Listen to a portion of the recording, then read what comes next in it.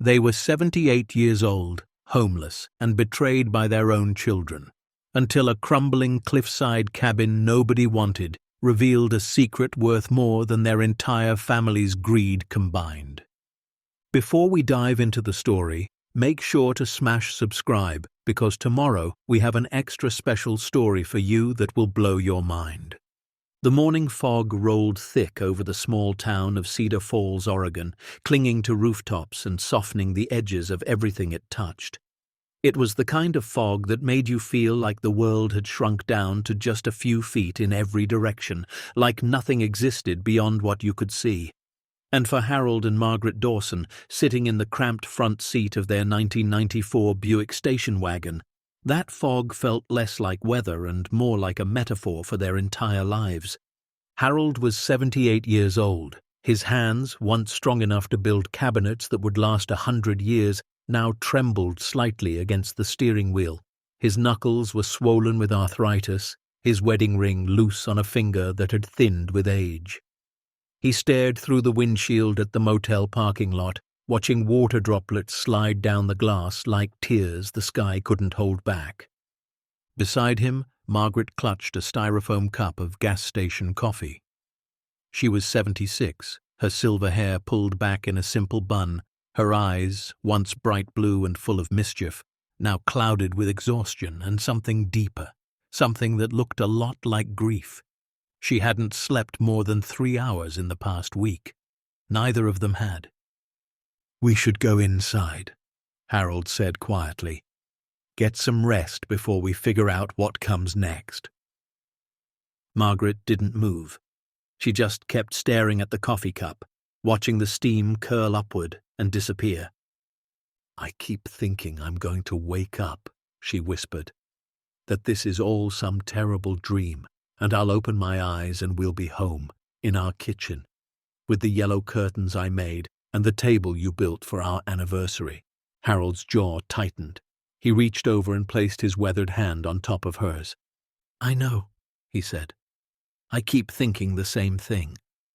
But it wasn't a dream, and they both knew it. The nightmare had started 6 months ago, though if Harold was being honest with himself, the warning signs had been there for years. He just hadn't wanted to see them. Their son Derek was 52 years old, a man who wore expensive suits and drove cars he couldn't afford, and spoke with the kind of confidence that made people believe whatever came out of his mouth. He had always been charming, even as a boy, the kind of kid who could talk his way out of any trouble, who could convince you the sky was green if he smiled wide enough while saying it. Their daughter Pamela was 49, quieter than her brother, but no less ambitious. She had married young, divorced twice, and somewhere along the way had developed a coldness that Margaret never understood. She visited less and less over the years, and when she did, her eyes always seemed to be calculating something. Still, they were family. They were blood. And when Derek suggested that Harold and Margaret let him help manage their finances, "Just to take some of the stress off you, Dad, you've earned a rest," Harold had agreed, because that's what you did for your children. You trusted them. The first sign something was wrong came when Harold tried to withdraw money from their savings account to pay for a new water heater. The teller, a young woman with kind eyes, had looked at him with confusion. "I'm sorry, Mr. Dawson," she said, "but this account was closed 3 months ago." Harold had laughed, certain there was some mistake. But there was no mistake. The account had been emptied and closed. Every penny they had saved over 53 years of marriage, gone. He called Derek immediately, his hands shaking as he dialed. "Dad, relax," Derek had said smoothly. "I moved the money to a better investment account, higher returns. I told you about this, remember?" Harold didn't remember, but he was 78 and his memory wasn't what it used to be. Maybe he had forgotten. Maybe Derek was right. But then came the letter. It arrived on a Tuesday afternoon, crisp white envelope with official letterhead. Inside was a notice informing Harold and Margaret that they had 30 days to vacate the property at 427 Maple Street, their home, the house Harold had built with his own hands in 1972. The house where they had raised 2 children, celebrated 40 anniversaries, buried a dog named Biscuit in the backyard under the oak tree. "There must be some mistake," Margaret had said, her voice thin and reedy. But there was no mistake. The deed had been transferred, signatures forged, documents filed with the county in a way that was technically legal but morally monstrous. The house belonged to Derek and Pamela now, and they wanted their parents out. Harold remembered the phone call with Derek, the one where he demanded answers. "Dad, you signed the papers yourself," Derek said, his voice cool and patient, like he was explaining something simple to a confused child. "You and Mum wanted to downsize. We talked about this." "We never talked about anything," Harold shouted, his voice cracking. "I never signed anything." "The documents say otherwise. Look, I know this is hard. Getting older is confusing, but Pamela and I are just trying to help. We'll find you a nice place, a facility where people can take care of you." A facility. Like they were broken appliances that needed to be stored somewhere out of sight. Margaret had stood beside him during that call, listening on speakerphone, her face pale as paper.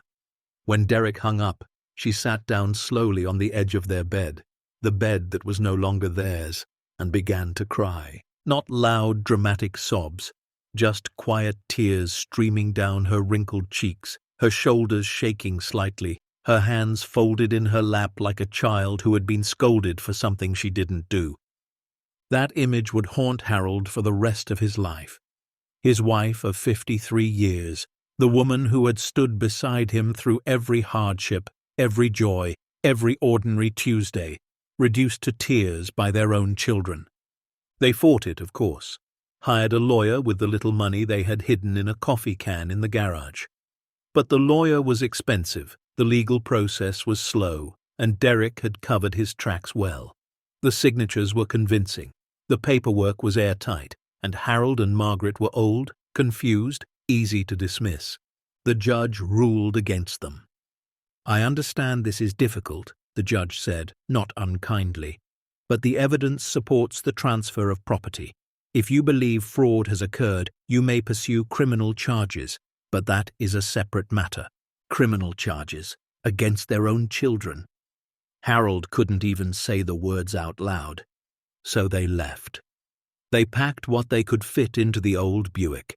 2 suitcases of clothes, a box of photo albums, Margaret's grandmother's quilt, and Harold's toolbox, the one his father had given him when he was 18 years old. They drove away from the house on Maple Street without looking back. Because if they looked back, they would break. And now here they were, sitting in the parking lot of the Cedar Ridge Motel, room paid for with the last of their Social Security check, wondering how they had gone from a lifetime of honest work to this. Homeless at 78, betrayed by the children they had given everything to. "Maybe we should call someone," Margaret said softly. "There must be programs, help for people like us." Harold shook his head slowly. "We've never taken charity in our lives. We're not starting now." "Harold, this isn't about pride. This is about survival." He looked at her then, really looked at her, and saw the fear she was trying to hide. The exhaustion, the heartbreak that had settled into the lines of her face like permanent shadows. "I know," he said quietly. I don't know what we're supposed to do, Maggie. I don't know how to fix this." She reached over and touched his cheek, her fingers cool and soft. "We'll figure it out," she said. "We always do. Together." He managed a small smile. It was the same thing she had said when he lost his job at the furniture factory in 1983. The same thing she said when their daughter stopped speaking to them for 2 years after her second divorce. The same thing she said when the doctor found a lump in her breast back in 2001. Together. It was the only word that had ever mattered. They checked into the motel and spent the night on a mattress that sagged in the middle, listening to trucks rumble past on the highway. Neither of them slept much. They just lay there in the darkness, holding hands like teenagers, saying nothing because there was nothing left to say. The letter arrived 3 days later. Harold had given the motel's address to the post office for forwarding, just in case anything important came through. He wasn't expecting much, mostly junk mail and maybe a bill from the lawyer who hadn't been able to help them. But this envelope was different. Thick, cream-colored paper, official-looking stamp from a law firm in Astoria, Oregon, a coastal town about 200 miles away. Harold opened it slowly, his brow furrowed. "Dear Mr. and Mrs. Dawson," he read aloud, "we regret to inform you of the passing of Silas Cornelius Whitmore, who died on October 15th of this year at the age of 94. As his nearest living relatives, you have been named as the sole beneficiaries of his estate, which includes a residential property located at 17 Cliffside Road, Cannon Bay, Oregon. Please contact our office at your earliest convenience to discuss the transfer of ownership."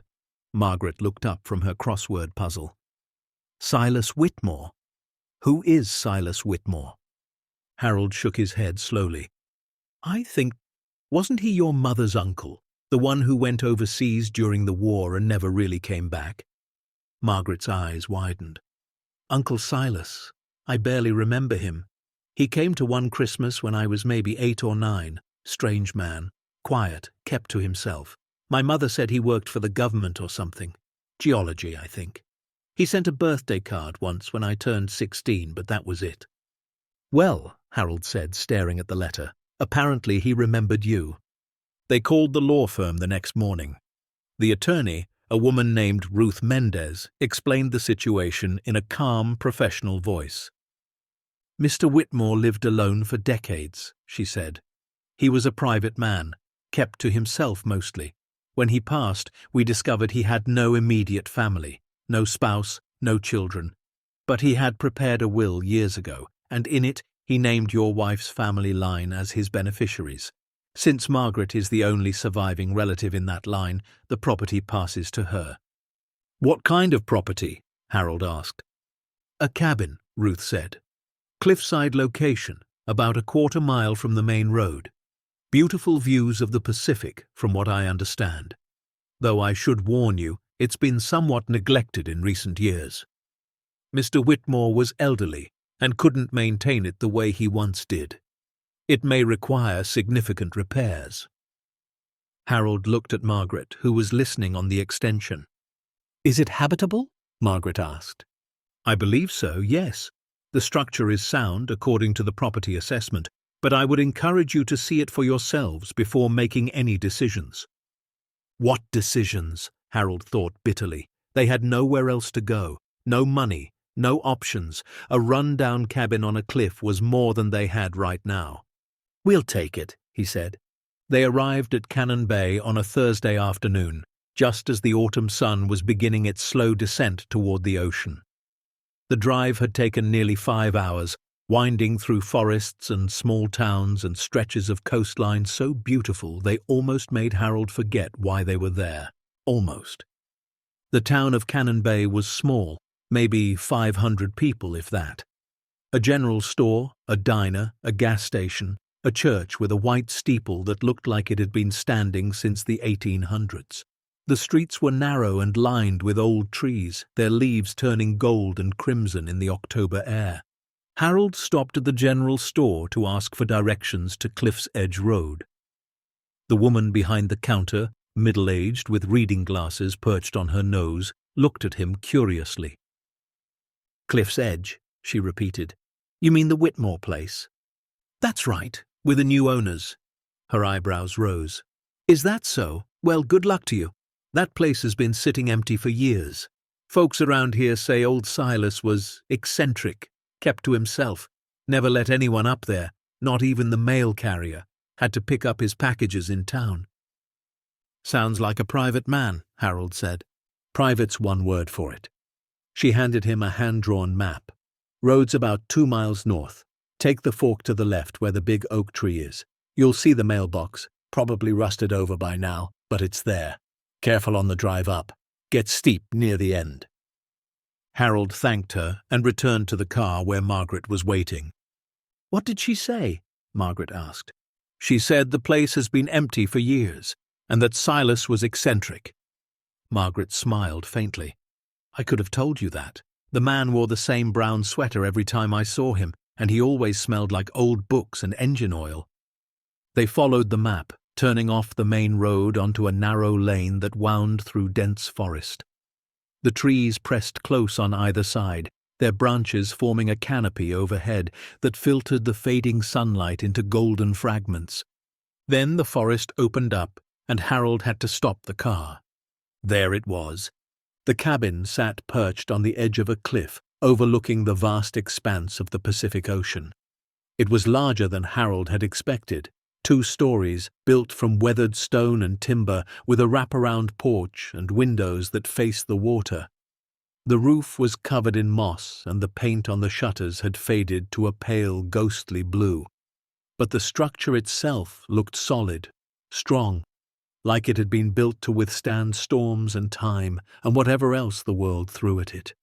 "Oh my," Margaret breathed. Harold pulled the car up the gravel driveway and parked near the front steps. For a long moment, neither of them moved. They just sat there, staring at the cabin, listening to the distant crash of waves against the rocks below. "It's beautiful," Margaret finally said. "It's ours," Harold replied, still not quite believing it. They climbed out of the car slowly, their joints stiff from the long drive.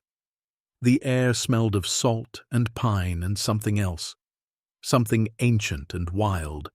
The wind coming off the ocean was cold but clean, filling their lungs with freshness they hadn't tasted in years. Harold walked up the porch steps carefully, testing each board with his weight. They creaked but held. The front door was heavy oak, weathered but intact. He reached into his pocket and pulled out the key Ruth had mailed them. It turned smoothly in the lock. The door swung open, and they stepped inside. The interior was dim, the windows thick with dust and salt residue. But as their eyes adjusted, they could see the bones of the place, the massive stone fireplace that dominated the main room, the exposed wooden beams overhead, the built-in bookshelves that lined an entire wall. Furniture sat covered in white sheets like sleeping ghosts. The floor was hardwood, scuffed but solid. It smelled like old paper and dust and something else. Machine oil, maybe. The same smell Margaret remembered from her childhood encounter with Silas. "It needs work," Harold said, running his hand along the mantel of the fireplace. "We've never been afraid of work," Margaret replied. They spent the next hour exploring. The kitchen was outdated but functional. An old gas stove, a refrigerator that hummed when they plugged it in, cabinets filled with mismatched dishes and ancient cans of food. The upstairs had 2 bedrooms and a bathroom with a clawfoot tub. Everything was dusty, neglected, frozen in time. But it was shelter. It was theirs. And after everything they had been through, that was enough. That first night, they slept on a mattress they dragged down from the upstairs bedroom, positioning it in front of the fireplace for warmth. Harold managed to get a fire going with wood he found stacked on the back porch. The flames crackled and danced, casting flickering shadows on the walls. Margaret lay beside him, her head on his chest, listening to his heartbeat and the distant roar of the ocean. "Do you think this is real?" she asked softly. "What do you mean?" "I mean, after everything, losing the house, what the children did, and now this." She gestured vaguely at the room around them. "It feels like a dream or a trick." Harold was quiet for a moment. "I don't know what it is," he admitted. "But it's more than we had yesterday, and right now, that's enough for me." She nodded against his chest and closed her eyes. For the first time in weeks, they both slept through the night. The next few days were spent cleaning and assessing. Harold catalogued every repair that needed to be done: loose boards, dripping faucets, windows that stuck, a section of the roof that needed patching. It was a long list, but nothing he couldn't handle. He had built houses before. He could certainly fix one. Margaret tackled the inside, pulling sheets off furniture, scrubbing floors, washing windows until the light poured in like liquid gold. She discovered treasures along the way. a collection of first-edition books on geology and history, a telescope pointed toward the ocean, a gramophone with a stack of old records that still played.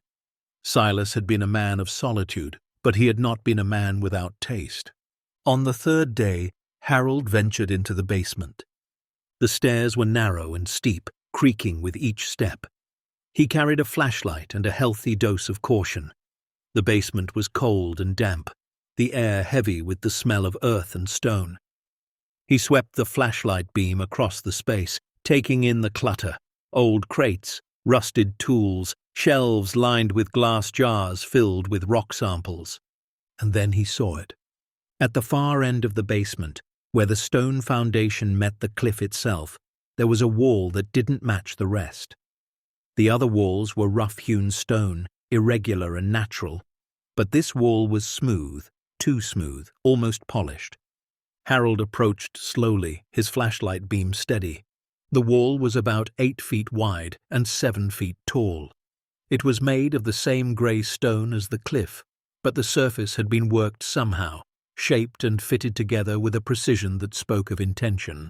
Harold ran his fingers along the seam where the wall met the natural rock.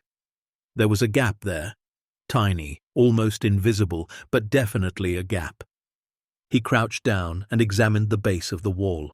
That's when he saw them, faint scratch marks in the stone floor, curved scratches like something heavy had been moved. Swung open, his heart began to beat faster. "Maggie!" he called up the stairs. "Come down here, you need to see this." She descended carefully, holding the railing, her eyes curious. "What is it?" He pointed at the wall. "Look at this. It's different from the rest, smoother. And look at these marks on the floor."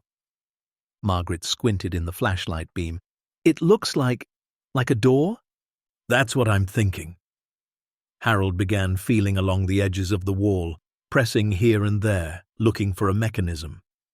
His fingers found a small indentation near the right side, a circular shape carved into the stone, almost invisible unless you were looking for it.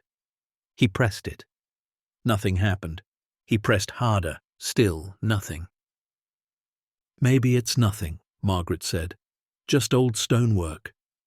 But Harold wasn't convinced.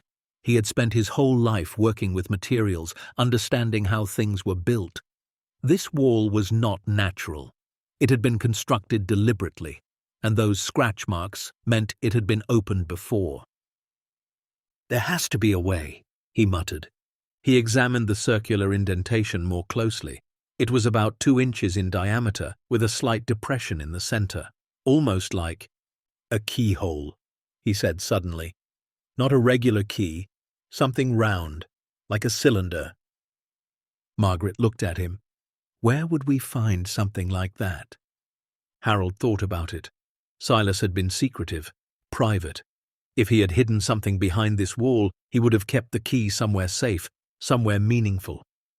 "His office," Harold said. "The room upstairs with all the books and papers. If there's a key, it's there." They climbed back up and spent the next 2 hours searching. They went through desk drawers, behind books, under furniture.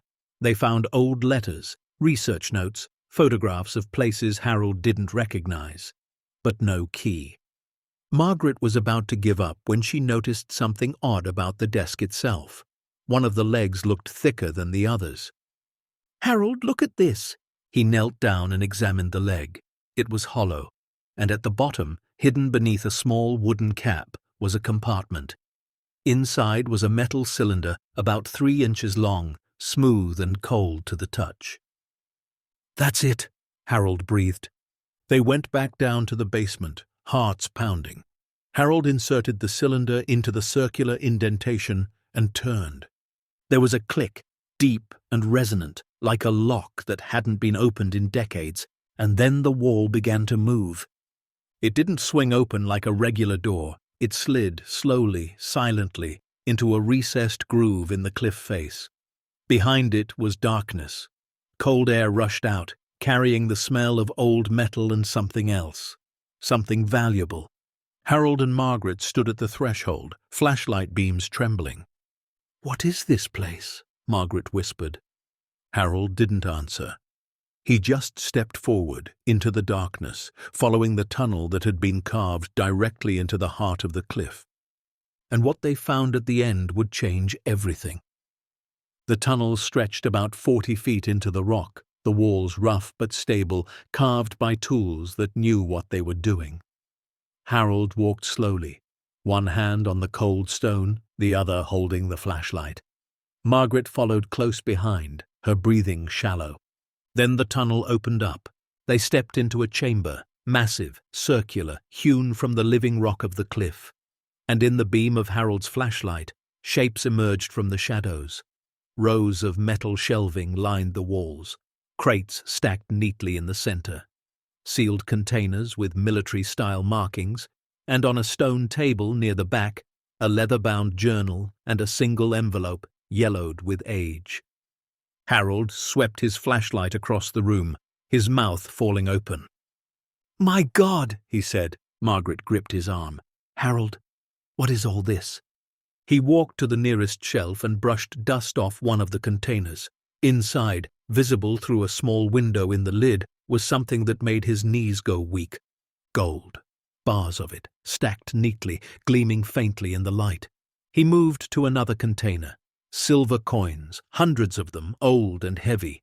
Another shelf held what looked like artifacts, statues, jewelry, items that belonged in a museum. And on the stone table, the journal waited. Harold picked up the envelope first. It was addressed simply, "To whoever finds this." He opened it carefully, unfolding the brittle paper inside. The handwriting was neat but shaky, the script of an old man writing his final words. "If you are reading this, then my secret is no longer mine. I spent my life protecting what is in this vault, not because I wanted wealth, but because I understood what wealth can do in the wrong hands.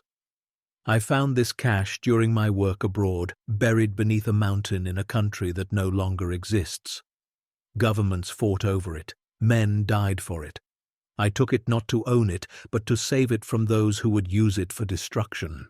I never spent a single coin. I never sold a single bar. I simply waited for the right person to inherit it. If you are reading this, then you are that person. Use it wisely, use it kindly, and remember, the greatest treasures are not the ones we keep, but the ones we give. With hope, Silas Cornelius Whitmore." Harold's hands trembled as he lowered the letter. Margaret stood beside him, tears streaming down her face. "How much do you think is here?" she whispered. Harold looked around the vault. The gold, the silver, the artifacts, the sealed crates waiting to be opened. "I don't know," he said, "but I think it's more than we could ever spend in 100 lifetimes." They stood together in silence, surrounded by a fortune they never asked for, never expected, and barely understood. Outside, the sun was setting over the Pacific, painting the sky in shades of orange and gold, and somewhere in the distance the waves crashed against the cliff, keeping secrets of their own. The first night after finding the vault, neither Harold nor Margaret slept at all. They sat together on the old mattress in front of the fireplace, the flames casting dancing shadows across the walls, and they talked. They talked until their voices grew hoarse and the fire burned down to embers. They talked about what they had seen, what it meant, and what on earth they were supposed to do about it. "We should go back down," Harold said around 3 in the morning. "Make sure it's real. Make sure we didn't imagine the whole thing." Margaret shook her head slowly. "It's real. I touched those gold bars. I felt the weight of them. You don't imagine something like that." "Then what do we do?" She was quiet for a long moment, her eyes fixed on the dying flames. "I don't know. I've never had to think about something like this. We've spent our whole lives counting pennies, Harold, stretching every dollar, and now—" She trailed off, unable to finish the sentence. Harold understood. The shift was too sudden, too enormous. Yesterday they had been homeless, betrayed, with nothing but a broken-down car and 2 suitcases to their names. Today they were sitting on top of what might be one of the largest private treasure hoards in American history. It didn't feel real. It felt like a story someone else was living. "We need to be careful," Harold finally said. "We can't tell anyone, not yet, not until we understand what we're dealing with." Margaret nodded. "Agreed. But Harold, what if it's not legal? What if Silas stole all of this? What if we're sitting on evidence of some crime?" Harold thought about the letter Silas had left behind. The words echoed in his mind. "I took it not to own it, but to save it from those who would use it for destruction." "I don't think he stole it," Harold said slowly. "I think he found it, and I think he spent his whole life protecting it from people who would have done terrible things with it." "But how can we know for sure?" "We can't. Not yet." Harold rubbed his tired eyes. "But we can learn. Silas left journals, documents. There has to be more information somewhere in this cabin. Tomorrow we start looking." They finally dozed off around 4:30, curled together under Margaret's grandmother's quilt, the sound of waves crashing against the cliff below serving as a strange kind of lullaby. When they woke, the sun was already high in the sky, streaming through the newly cleaned windows and filling the cabin with warmth. Harold made coffee on the old gas stove while Margaret fried eggs from the small grocery run they had made the day before. The routine felt almost normal, almost peaceful, but the vault waited below them, patient and silent, its secrets pressing up through the floorboards like a heartbeat. After breakfast, they began their search. The cabin, they discovered, was full of hiding places. Silas had been a man of secrets, and he had designed his home accordingly. Behind the bookshelf in the main room was a small alcove containing stacks of correspondence dating back to the 1940s. Beneath a loose floorboard in the upstairs bedroom, Margaret found a leather satchel filled with photographs and handwritten notes. In the kitchen pantry, hidden behind a false wall panel, Harold discovered a filing cabinet stuffed with official-looking documents. They spread everything out on the large wooden table in the main room and began to piece together the life of Silas Cornelius Whitmore. He had been born in 1926 in Portland, Oregon, the only child of a schoolteacher and a fisherman. He showed an early aptitude for science and earned a scholarship to study geology at the University of Oregon.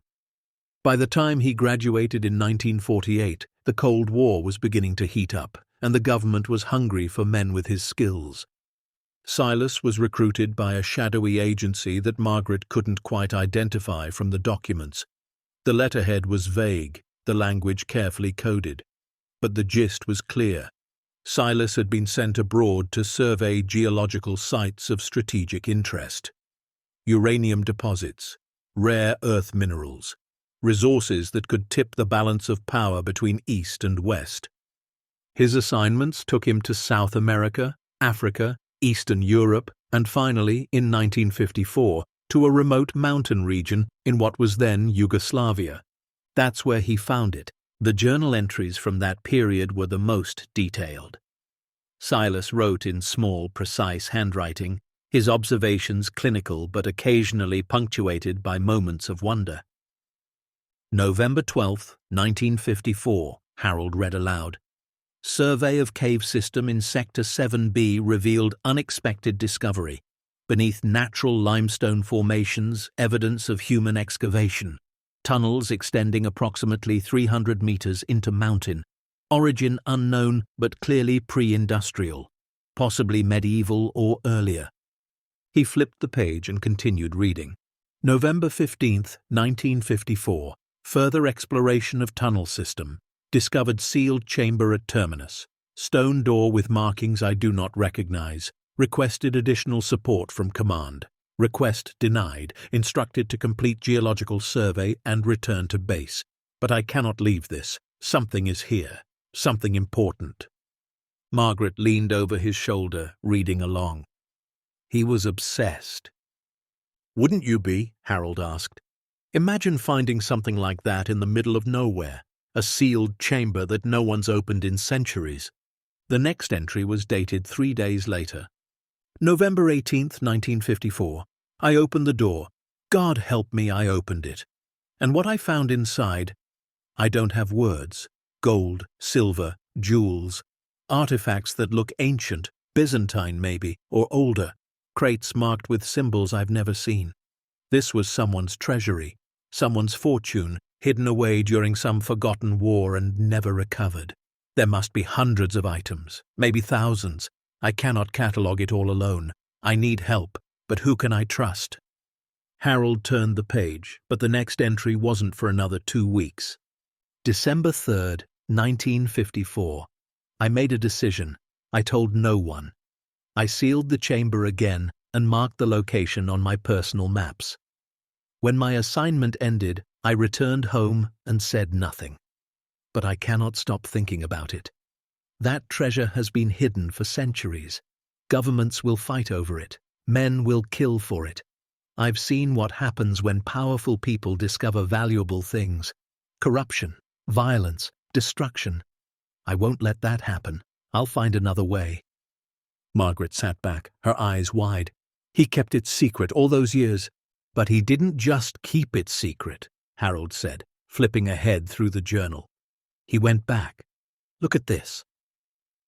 The later entries detailed Silas's painstaking efforts to relocate the treasure.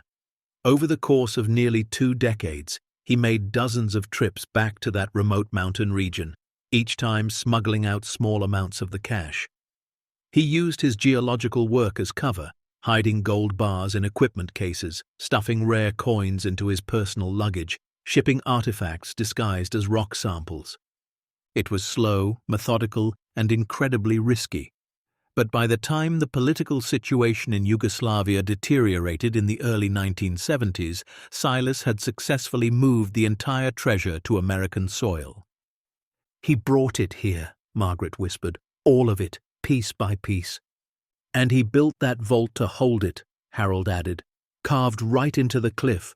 No one would ever find it unless they knew where to look.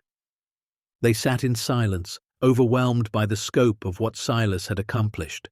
A single man working alone had protected a fortune worth hundreds of millions of dollars from governments, criminals, and opportunists for over 40 years. And now it belonged to them. The afternoon light was fading when they finally returned to the vault. This time, they brought proper lanterns, notebooks, and the determination to understand exactly what they had inherited. The chamber was even more impressive in the full light. The ceiling rose at least 15 feet overhead, carved in a rough dome shape. The shelving units were industrial grade, bolted directly into the stone walls. Everything had been organized with military precision. Harold started at the left wall, working his way systematically through each shelf. Margaret took the right. They called out to each other as they made discoveries, their voices echoing in the stone chamber. More gold bars here, looks like about 30 of them, stamped 1953. Silver coins, hundreds of them, maybe thousands. Some look Roman, others I don't recognize. Jewelry, rings, necklaces, brooches, some with gemstones, rubies, I think, maybe emeralds. Documents, official-looking bank certificates, bearer bonds. The deeper they went, the more they found. Religious artifacts that looked centuries old, paintings wrapped in protective cloth, statues of bronze and marble, a collection of ancient weapons, swords, daggers, ceremonial axes that belonged in a museum. And then, near the back of the chamber, they found the inventory. It was a thick, leather-bound ledger, similar to the journals they had found upstairs, but far more detailed. Every single item in the vault had been catalogued, described, and appraised.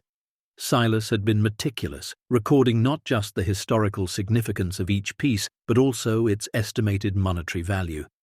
Harold's hands trembled as he turned the pages. Gold bars, $17 million, silver coins, $4.3 million, Byzantine jewelry collection, $12 million, Renaissance paintings, $23 million, bearer bonds, $41 million. The numbers kept climbing. Category after category, page after page. When he reached the final tally at the back of the ledger, Harold had to sit down. Total estimated value as of December 2010, he read aloud, his voice barely above a whisper. $275 million. Margaret covered her mouth with her hand. That was 15 years ago, Harold continued. With inflation, with the way gold prices have changed, it's probably worth more now, maybe much more. Margaret sank down beside him on the cold stone floor. For a long moment, neither of them spoke. The weight of the number pressed down on them like a physical force. $275 million. It was incomprehensible, impossible. A figure so large it lost all meaning, and yet here it was, surrounding them on every side, real and tangible and undeniable. "Our children stole our house," Margaret finally said, her voice hollow. "They took everything we had, and now—" She gestured helplessly at the vault around them. Harold took her hand. "Now we have more than they could ever dream of taking. But what do we do with it? We can't spend this. We can't even— I don't know how you would even begin to spend something like this." "We don't have to decide right now," Harold said gently. "We have time. We have a roof over our heads. We have each other. The rest we'll figure out." But even as he said the words, Harold knew the truth was more complicated. A discovery like this didn't stay hidden forever. Eventually, someone would find out. And when they did, everything would change. Over the following weeks, Harold and Margaret settled into a strange new rhythm. During the day, they worked on the cabin, Harold tackling repairs while Margaret transformed the interior from neglected shell to cozy home. They bought groceries with their Social Security checks, kept to themselves, and tried to act like any other elderly couple living out their retirement in a remote coastal town. But in the evenings, they returned to the vault. Margaret began a detailed inventory of her own, cross-referencing Silas's ledger with the actual contents to make sure nothing had been moved or lost. Harold studied the bearer bonds and financial documents, trying to understand exactly what they held and how it might be converted to usable funds if they ever needed it. What happens next will turn this story upside down, reveal a truth nobody expected, and remind us why sometimes the quietest people carry the most extraordinary secrets. Stay tuned to see what happens next. If you're enjoying the story, please like, share, and subscribe for more. They also continued to explore Silas's personal papers, piecing together more details of his remarkable life. He had never married, never had children. The journals hinted at a romance in his youth, a woman named Eleanor, whom he had met during one of his early assignments in Argentina. But the relationship had ended when Silas chose his secret mission over a normal life. "I cannot give her what she deserves," he wrote in 1961. "A husband who is present, a life without secrets. She deserves a man who can be whole with her. I am not that man. I am a guardian of something greater than myself, and that duty must come first." Margaret wept when she read that entry. The loneliness Silas must have felt. The sacrifices he had made, all for a treasure he never spent a penny of. "He gave up everything," she said. "Love, family, a normal life. And for what?" "For this," Harold said quietly. "For the chance that someday someone worthy would inherit it and do what he couldn't." "And that's us? We're supposed to be worthy?" Harold looked at his wife, at the lines on her face and the silver in her hair, at the hands that had worked and loved and held on through every storm life had thrown at them. "I think," he said slowly, "that's exactly what he was hoping for. Not perfect people, just good ones. People who know what it means to lose everything and still keep going." Margaret was quiet for a long time. Then she nodded. "Then we need to honor that. Whatever we do with this fortune, we need to make it mean something. We need to make Silas proud." As the weeks passed, the cabin began to transform. Harold replaced rotted boards, patched the roof, and restored the wraparound porch to its former glory. Margaret painted walls, hung curtains, and filled the space with small touches of warmth, fresh flowers from the roadside, Candles that smelled like vanilla and pine, the old gramophone playing scratchy records in the evenings. The town of Cannon Bay began to notice them. At first it was just curious glances at the general store, then brief conversations at the diner, then gradually real connections. There was Ruth Mendez, the attorney who had handled the inheritance, a sharp-eyed woman in her 60s who had grown up in Cannon Bay and returned after a career in Portland. She stopped by one afternoon to check on them and ended up staying for tea. "You're good for this place," she told Margaret. "The Whitmore property has been an eyesore for years. People talked about tearing it down, but you've brought it back to life." There was also Tom Bradley, the retired fisherman who lived a quarter-mile down the road. He showed up one morning with a basket of fresh vegetables from his garden and a wealth of stories about the old days in Cannon Bay. "Knew Silas a little," Tom admitted. "Not well. Nobody knew him well, but he'd come into town once a month or so for supplies. Always paid cash, always kept to himself. Folks figured he was just eccentric, a hermit.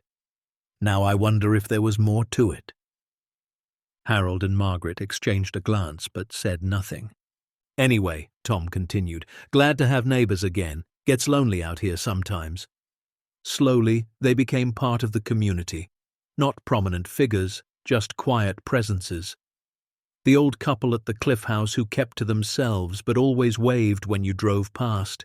It was exactly the kind of life Harold had always imagined for retirement. Peaceful, simple, unhurried. But the secret in the basement cast a long shadow. Every night he lay awake thinking about it. Every morning he woke with questions he couldn't answer. How long could they keep this hidden? What would happen if someone found out? And most importantly, what were they supposed to do with a fortune they had never asked for and could never spend? The answer came to him one night in early December during a fierce winter storm. The wind howled off the Pacific, rattling the windows and sending waves crashing against the cliff with enough force to shake the foundation. Harold and Margaret huddled by the fireplace, wrapped in blankets, listening to the fury of nature outside. "Do you remember," Margaret said softly, "when we lost the house?" Harold nodded. It had only been a few months ago, but it felt like another lifetime. "I remember thinking that we had nothing left," she continued, "that everything we'd worked for was gone, that our own children had stolen our lives. I remember. But we had each other, and that was enough. We made it here. We survived, not because we had money or power or connections, but because we refused to give up." Harold listened, sensing she was building toward something. "This treasure," Margaret said, gesturing vaguely toward the basement. "It's not really about the money. Not for us. We've never needed luxury. We've never wanted excess. What we needed was each other, and we still have that." "So what are you saying?" Margaret met his eyes. "I'm saying that $275 million is more than any two people could ever use, but it could help a lot of other people. People who are going through what we went through.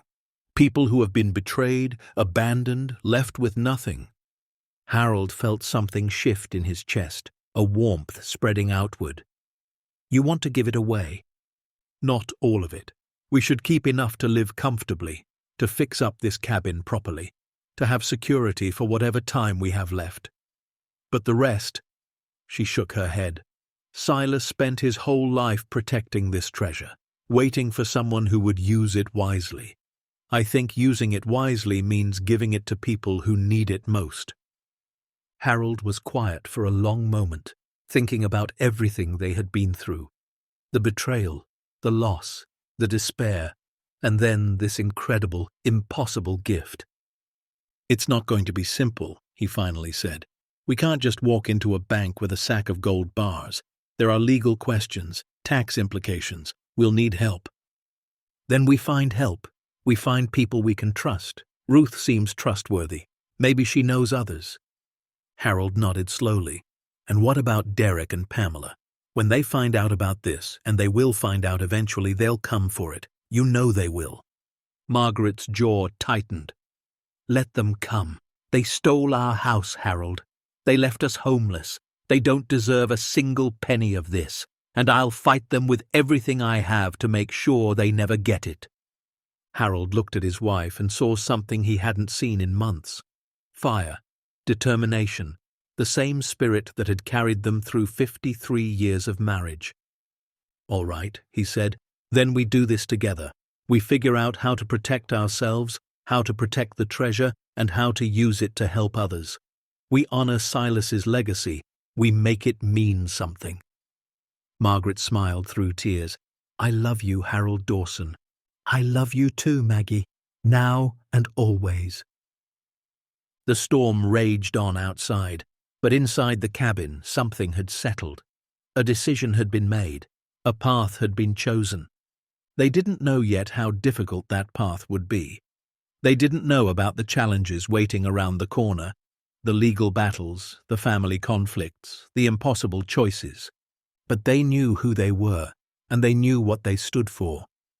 The next morning, the storm had passed. The sky was clear and blue, and the ocean sparkled like diamonds under the winter sun. Harold stood on the porch, coffee in hand, looking out at the vast Pacific. Margaret joined him, wrapping a shawl around her shoulders against the cold. "Beautiful, isn't it?" she said. "It is." They stood in comfortable silence, watching seabirds wheel and dive over the water. "I called Ruth this morning," Margaret said. "She's coming by tomorrow. I told her we had some legal questions about the property." Harold raised an eyebrow. "That's one way to put it," Margaret smiled. "I figure we start small, feel her out, see if she's someone we can really trust before we tell her everything." "Smart. I learned from the best." She leaned her head against his shoulder. 53 years of watching you figure things out. I picked up a few tricks." Harold chuckled. "I'm not sure I've figured out much of anything in my life. I've just kept trying." "That's what figuring things out looks like, Harold. It's not having all the answers. It's refusing to stop asking questions." They finished their coffee as the sun rose higher, warming the porch and their aging bones. That afternoon, Harold went back to the vault one more time. But this time, he wasn't there to count gold or catalogue artifacts. He was there to sit. He pulled up an old wooden chair he'd found in the corner and positioned it in the center of the chamber, surrounded by the wealth of centuries. And he sat there thinking. He thought about his father, a factory worker who never made more than $12 an hour, but who taught Harold everything about honor and hard work. He thought about his mother, a seamstress who made clothes last twice as long as they should have through sheer determination and clever stitching. He thought about the home he and Margaret had built together, the children they had raised, the life they had lived. And he thought about Silas, a man he had never met, who had never known him, but who had somehow trusted him with everything. "I don't know if I'm the right person for this," Harold said aloud, his voice echoing in the stone chamber. "I'm just a carpenter, an old man with bad knees and too many regrets, but I'll try. I'll try to do right by you, by all of this." There was no answer, of course, just the silence of stone and the distant whisper of the ocean. But somehow Harold felt heard. He stood up, took one last look around the vault, and climbed back up the stairs. Margaret was waiting at the top, a cup of tea in her hands. "Everything all right?" she asked. Harold nodded. "Everything's fine. Just saying thank you to an old friend." Margaret smiled, understanding without needing explanation. "Come on," she said. "I made soup, and we have a lot of planning to do." They walked together toward the kitchen, hand in hand, two elderly people at the edge of the world, carrying a burden they had never asked for and a gift they had never expected. Behind them, the secret door to the vault stood closed, its treasures waiting patiently in the darkness. Ahead of them, the future stretched out like the ocean, vast, unpredictable, and full of possibility. "What do we do now?" Margaret asked softly. Harold looked at his wife, then out at the endless Pacific, then back at the cabin they were slowly making into a home. "We do what Silas couldn't," he said. We make it mean something." And with those words, a new chapter of their lives began. Ruth Mendez arrived at the cabin at exactly 10 o'clock the next morning, her silver Honda pulling carefully up the gravel driveway. She wore a practical grey pantsuit and carried a leather briefcase that had seen better days but clearly held sentimental value. Harold watched her approach from the window, noting the way she paused to admire the view before climbing the porch steps. "Quite a place you've got here," she said when Margaret opened the door. "I drove past this property for years, thinking it was just waiting to fall into the ocean. You've worked miracles." "We've tried," Margaret said, ushering her inside. "Please come in. Coffee?" "I'd love some, thank you." They settled in the main room, Ruth on the restored leather armchair, Harold and Margaret on the old sofa that Margaret had reupholstered with fabric from the general store. The fire crackled softly in the hearth, and outside the windows the Pacific stretched endlessly toward the horizon. "So," Ruth said, pulling a notepad from her briefcase, "you mentioned legal questions about the property. What can I help you with?" Harold and Margaret exchanged a glance. They had discussed this moment extensively, planning exactly how much to reveal and how to gauge Ruth's trustworthiness. But now that the moment had arrived, Harold found himself uncertain. Margaret, however, was not. "Ruth," she said calmly, "before we begin, I need to ask you something, and I need you to answer honestly." Ruth raised an eyebrow. "Of course." "Have you ever had a secret? Something you carried for years? Something you protected because you believed it was the right thing to do, even when others might not have understood?" Ruth was quiet for a moment, her expression thoughtful. "Yes," she finally said, "I have. When I was practicing law in Portland, I represented a woman who was being abused by her husband. He was wealthy, connected, politically powerful. Everyone told me to drop the case, said it would ruin my career, said she was lying." She paused. "I kept her secret. I protected her identity.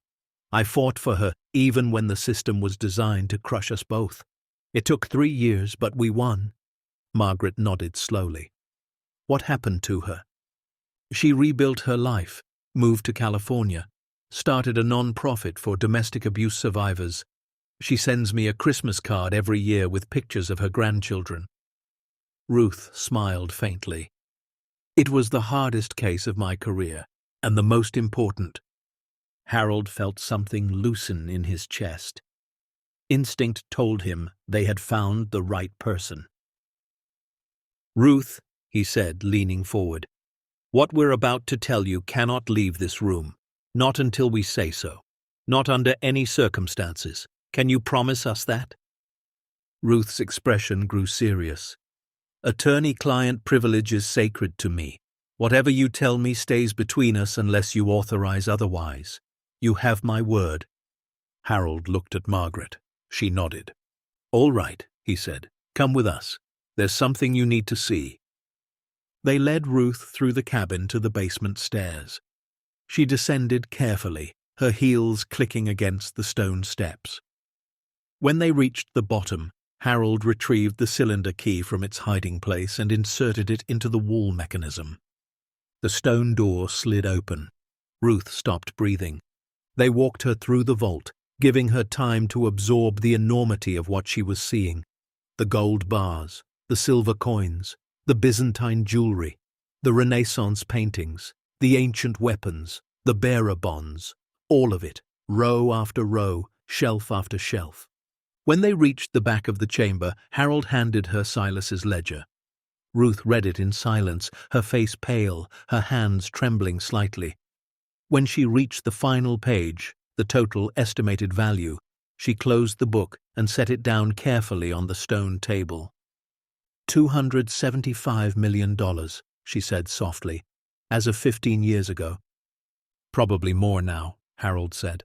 "With inflation, changes in gold prices, the historical value of the artifacts." Ruth nodded slowly. "You could be looking at 300 million, maybe more." She looked around the vault again, as if seeing it for the first time. Where did all this come from? They told her everything: Silas's journals, the discovery in Yugoslavia, the decades of secret transport, the decision to hide it all and wait for the right heir. When they finished, Ruth sat down heavily on the wooden chair Harold had left in the chamber. "I've practiced law for 35 years, she said. "I've seen a lot of strange things, inheritances that turned family members into enemies, hidden assets, tax fraud, embezzlement. But this," she shook her head, "this is something else entirely." "Is it legal?" Margaret asked. "Do we have any right to it?" Ruth was quiet for a long moment, thinking. That's a complicated question. The original acquisition, Silas finding the cash in Yugoslavia, that was technically unauthorized removal of cultural artifacts. But Yugoslavia as a political entity no longer exists. The country where this was found is now part of several different nations, and the statute of limitations on any potential crimes expired decades ago. So we're not in trouble? Not for the original discovery, no. And Silas brought everything into the country over a period of years, in small enough quantities to avoid customs scrutiny. There's no record of import violations, no paper trail of illegal activity. Ruth paused. Legally speaking, this treasure has been sitting on American soil for over 50 years. It's been properly stored, properly maintained, and now it's been properly inherited. You have a legitimate claim to it. Harold felt some of the tension leave his shoulders. What about taxes?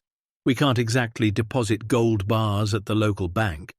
No, you certainly cannot. This will require careful planning. You'll need to work with specialists, tax attorneys, estate planners, possibly international law experts, depending on how you choose to liquidate certain assets.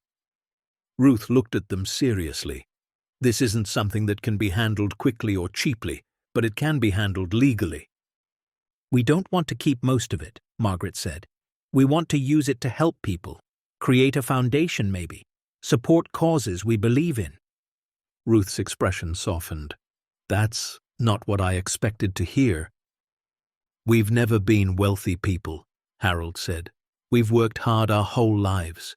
We know what it means to struggle, to scrape by. What would we do with $300 million? Buy a bigger house? Fancy cars? We're 78 years old. We don't need any of that." "What we need," Margaret added, "is to honor Silas's memory. He spent his entire life protecting this treasure, waiting for someone who would use it wisely. We intend to be those people." Ruth studied them for a long moment. Then she smiled, a genuine smile that transformed her professional demeanor into something warmer. "You know," she said, "in all my years of practice, I've never met clients quite like you. Most people who come into unexpected wealth immediately start thinking about what they can buy, what they can acquire, how they can show off their new status." She shook her head. "But you two, you're thinking about what you can give. That's remarkable." "It's just who we are," Harold said simply. Ruth nodded. "All right, let's get to work." Over the following weeks, Ruth became a regular visitor to the cabin. She brought associates she trusted, a tax attorney from Portland named David, an estate planner named Grace, even a retired federal agent named Marcus, who specialized in cultural property law. Each one was vetted carefully, sworn to secrecy, and given only as much information as they needed to do their job. The team worked slowly and methodically, building a legal framework that would protect Harold and Margaret while allowing them to eventually use the treasure for charitable purposes. It was during this period that Harold began to feel something he hadn't experienced in months. Hope. Genuine, uncomplicated hope. The cabin was warm and comfortable now. The repairs were nearly complete. He and Margaret had fallen into a rhythm that felt natural and peaceful. Mornings were for coffee on the porch, watching the ocean wake up. Afternoons were for work, meetings with Ruth's team, reviewing documents, planning for the future. Evenings were for each other. Quiet dinners, old records on the gramophone, conversations that wandered wherever they wanted to go. It was the retirement Harold had always dreamed of. just a few months late, and in a way he never could have imagined. But peace, as Harold had learned many times in his life, never lasted forever. The call came on a Tuesday afternoon in late January. Harold was in the basement, helping David sort through some of the bearer bonds, when Margaret's voice echoed down the stairs. "Harold, you need to come up here, now." Something in her tone made his stomach clench. He climbed the stairs as quickly as his arthritic knees would allow and found Margaret standing in the kitchen, phone pressed to her ear, face pale as chalk. "Who is it?" he asked. She covered the mouthpiece. "Derek." Harold's blood ran cold. Margaret handed him the phone without another word. He took it slowly, like it might bite him. "Hello, Derek." "Dad." His son's voice was smooth, controlled, with that familiar edge of false warmth. "It's so good to hear your voice. I've been worried about you and Mom." "Worried," Harold repeated the word flatly. "Of course. We didn't know where you went after the house situation. We were concerned. Concerned enough to track us down. How did you find this number?" A pause. "Does it matter? The point is, we're reaching out. Pamela and I have been talking, and we think there's been a terrible misunderstanding. We never meant for things to go this far. We want to make things right." Harold gripped the phone tighter. "Make things right. You stole our home, Derek. You forged our signatures. You left us homeless." "Dad, that's not—" "Don't." Harold's voice was quiet but hard as iron. "Don't lie to me. Not now. Not after everything. What do you really want?" Another pause, longer this time. When Derek spoke again, the mask had slipped slightly. "Word travels, Dad. Small towns talk. I heard you inherited some property from a distant relative, a Cliffside estate. Must be worth something." Harold closed his eyes. Of course. Somehow, somewhere, information had leaked. Maybe the lawyer who handled the original inheritance. Maybe a county clerk who processed the deed transfer. Maybe just local gossip that found its way to the wrong ears. "The property is ours," Harold said. "Legally inherited. Nothing to do with you." "Come on, Dad. We're family. Whatever you've got, it should be shared. That's what families do. Families don't steal from each other. Families don't forge documents and throw their parents into the street. We were trying to help you. You and Mom, you're getting older. You weren't making good decisions anymore." "Enough!" Harold's voice cracked like a whip. "I don't know how you found this number, but don't call again. You're not welcome here. You're not entitled to anything we have. And if you try to take anything else from us, I will fight you with every breath I have left." He hung up before Derek could respond. Margaret was watching him, her eyes filled with fear. "He knows," she said, "about the cabin. He knows something, not everything, not yet, but he's fishing." Harold set the phone down carefully, like it was contaminated. "He'll come, him and Pamela both. They'll come looking for whatever they think we have. What do? We prepare, we document everything. We make sure our legal position is unassailable." Harold took Margaret's hands in his. "And we don't let them win. Not this time." 3 weeks later, Derek and Pamela arrived in Cannon Bay. Harold saw them coming from the porch, a silver Lexus winding its way up the coastal road, too expensive and too polished for a town like this. It stood out like a diamond in a coal mine. He didn't wait for them to reach the cabin. Instead, he walked down the driveway and stood at the gate, arms crossed, waiting. The Lexus pulled up and stopped. Derek emerged first, still wearing the expensive suits, still carrying himself like the world owed him something. Pamela followed, dressed in designer clothes that probably cost more than most people in Cannon Bay earned in a month. "Dad?" Derek spread his arms wide, as if expecting a hug. "So good to see you." "You're not welcome here," Harold said flatly. Derek's smile flickered but didn't fade. "Come on, let's not do this. We drove all the way from Portland. The least you could do is invite us in for coffee." "No." Pamela stepped forward, her expression softer than her brother's, though Harold could see the calculation behind it. "Daddy," she said, using the childhood name she hadn't spoken in 20 years. "Please, we're not here to fight. We're here to apologize. What happened with the house? It was wrong. We know that now. We want to make things right." Harold studied his daughter's face, searching for any trace of the little girl who used to sit on his knee and beg for bedtime stories. He couldn't find her. "If you wanted to apologize," he said quietly, "you would have done it 6 months ago, before you drove us from our home, before you left us sleeping in motels and counting coins for coffee." "Dad, you're not here to apologize. You're here because you heard we inherited something and you want a piece of it." Harold's voice hardened. "Just like you wanted a piece of everything else we ever had." Derek's mask finally cracked. His smile vanished, replaced by something cold and ugly. "Fine," he said.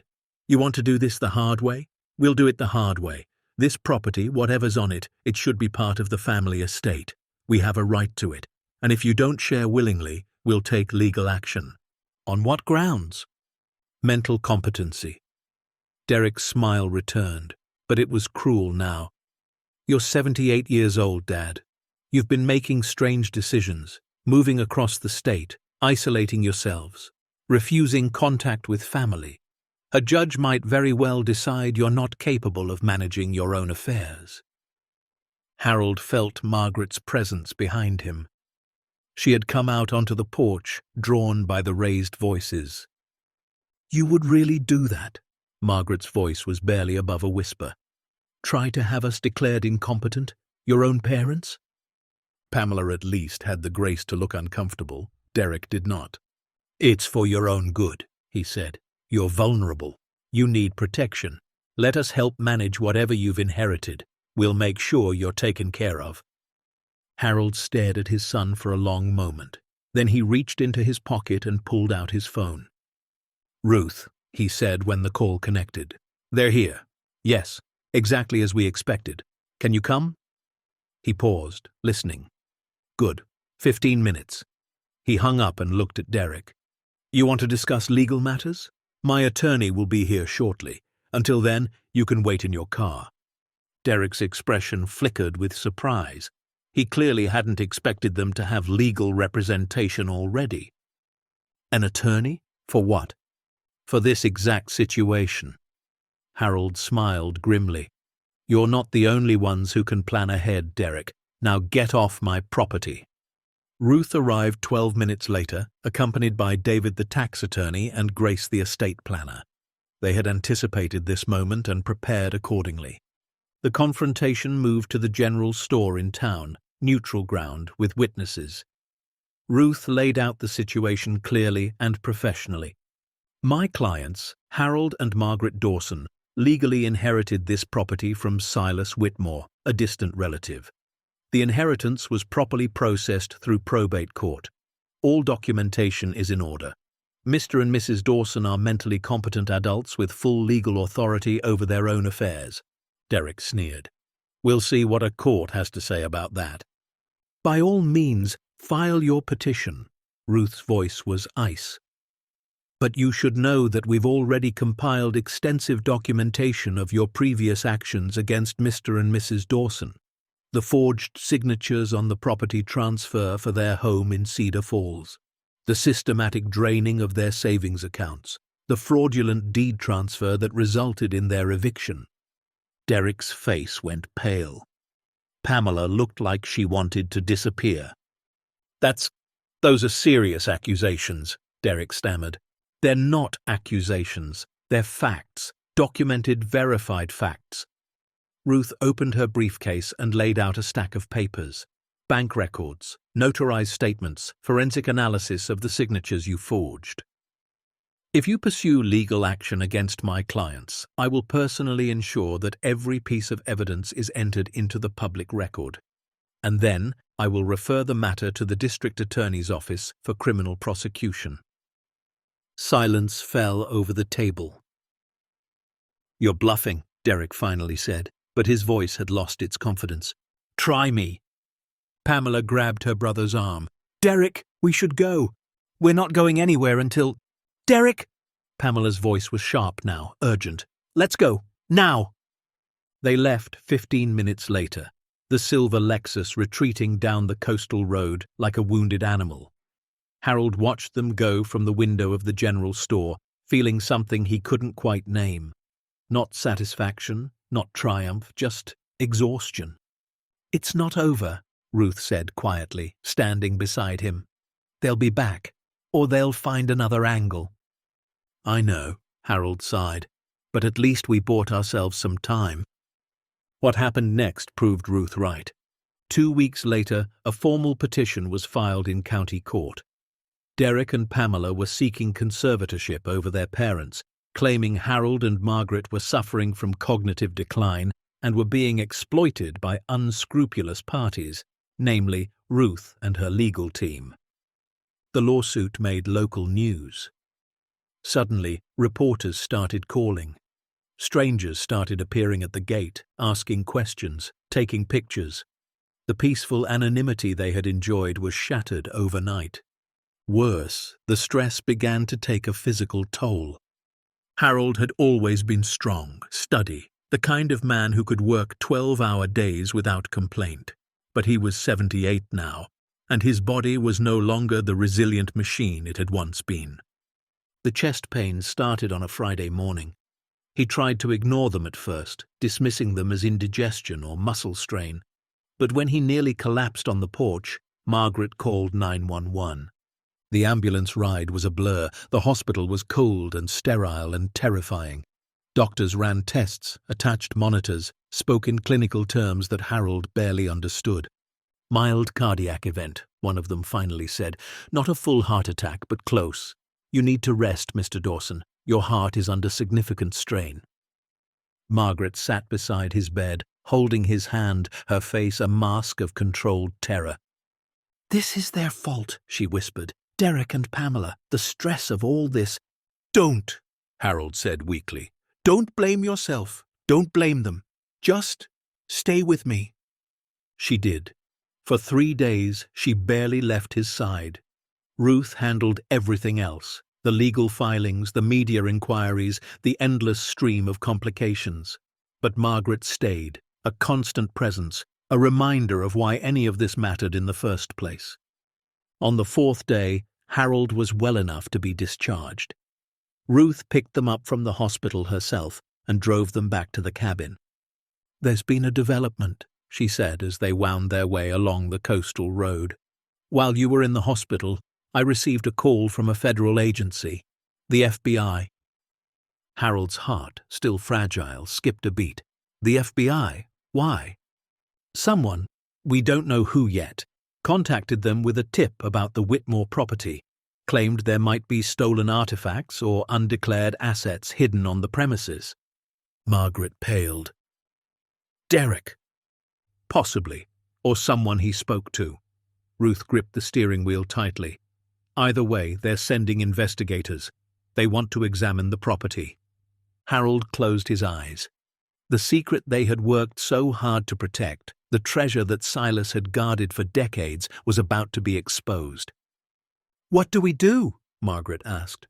Ruth was quiet for a moment. Then she said, "We tell the truth, all of it. We show them the vault, the documentation, everything. We've done nothing wrong.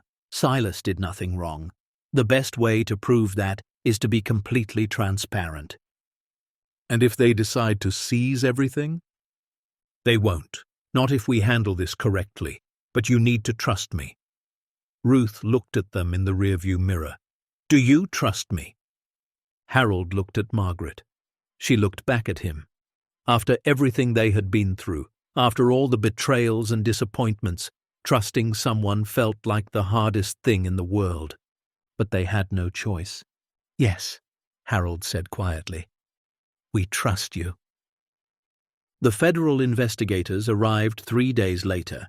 There were 4 of them, 2 from the FBI's art crime team and 2 from the Treasury Department. They were professional, thorough, and surprisingly respectful. Ruth handled the initial briefing, walking them through Silas's history, his discoveries, his decades of protection. She provided documentation for everything: the journals, the inventory ledgers, the legal analysis her team had prepared. Then they toured the vault. The lead investigator, a woman named Agent Chen, spent nearly 4 hours examining the contents. She photographed everything, took samples for analysis, and asked countless questions. But her demeanor never became hostile or accusatory. "This is remarkable," she said finally, standing in the center of the chamber. "In 20 years of investigating art crimes, I've never seen anything like this. The preservation is extraordinary. The documentation is meticulous." "Silas was a careful man," Harold said. Clearly, Agent Chen closed her notebook. "Mr. and Mrs. Dawson, I want to be direct with you. Based on our preliminary assessment, there's no evidence of criminal activity here.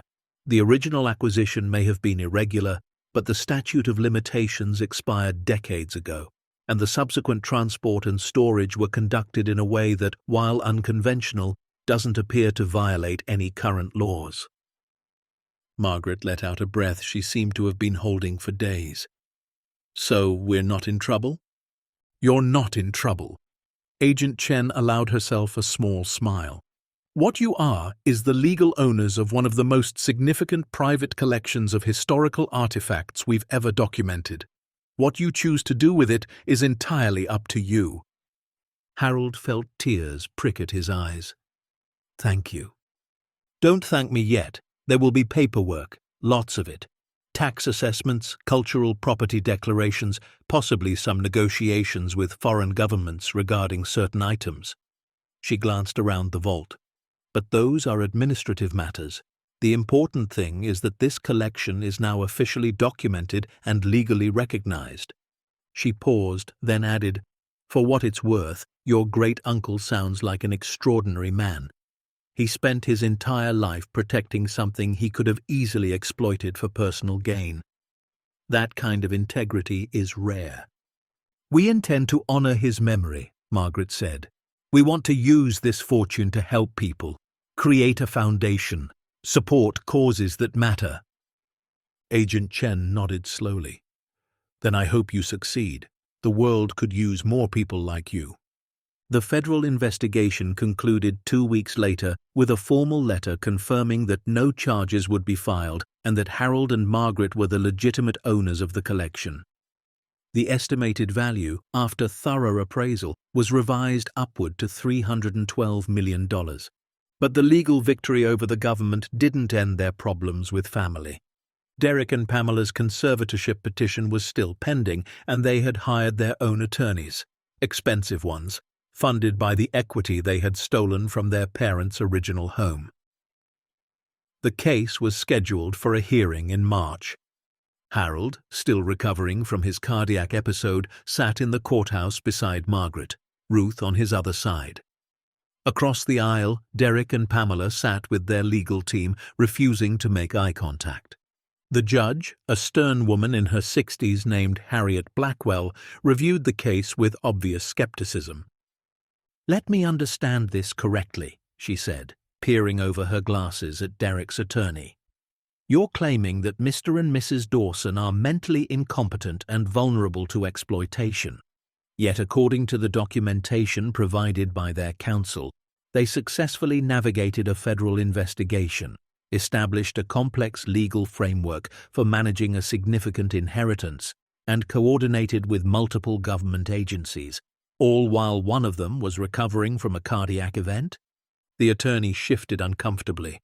"Your Honor, we believe—" "Furthermore," Judge Blackwell continued, "I have before me evidence suggesting that your clients previously engaged in financial exploitation and document fraud against these same individuals, including forged signatures, unauthorized property transfers, and systematic depletion of retirement savings." Derek's face went red. Pamela looked like she wanted to sink through the floor. "This court does not take kindly to elder abuse," the judge said, her voice cold, "and it especially does not appreciate attempts to weaponize the legal system against the very people you've already victimized." She closed the file in front of her with a decisive snap. "The petition for conservatorship is denied.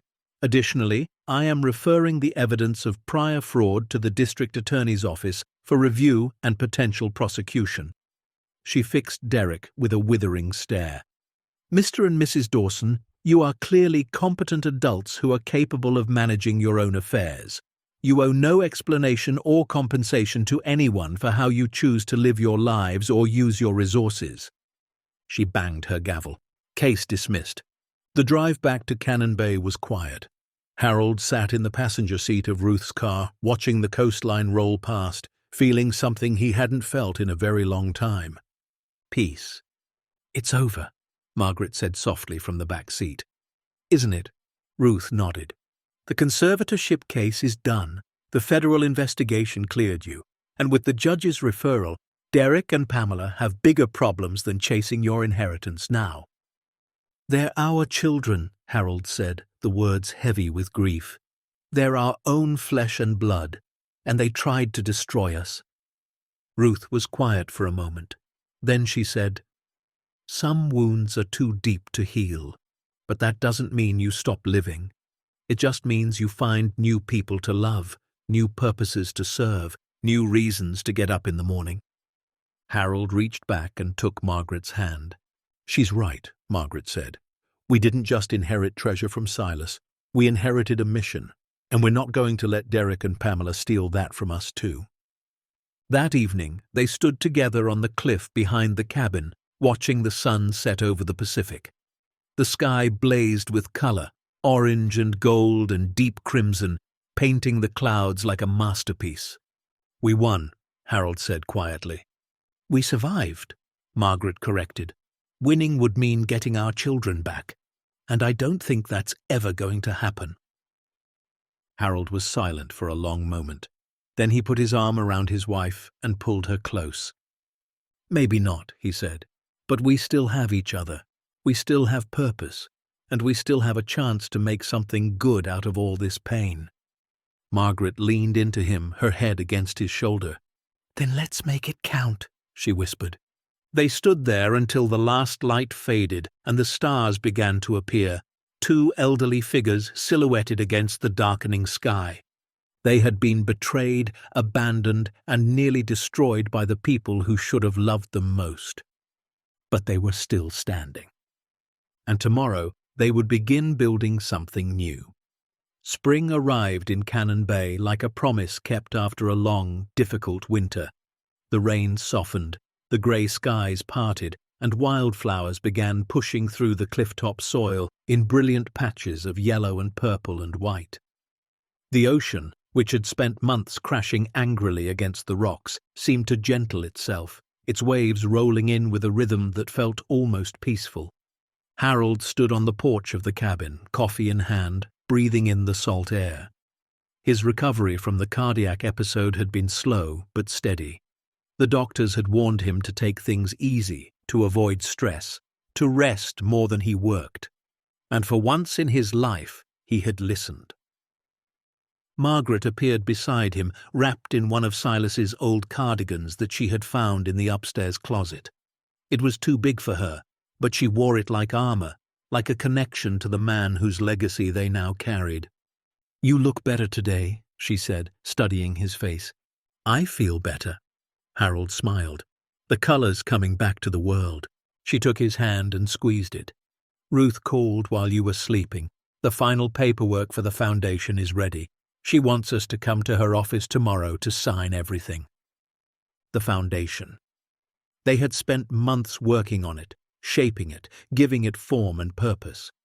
Ruth had connected them with experts in non-profit law, people who knew how to build organizations that would outlast their founders. Together, they had created something that felt worthy of Silas's sacrifice. The Silas Whitmore Foundation for Elder Dignity. The name had been Margaret's idea.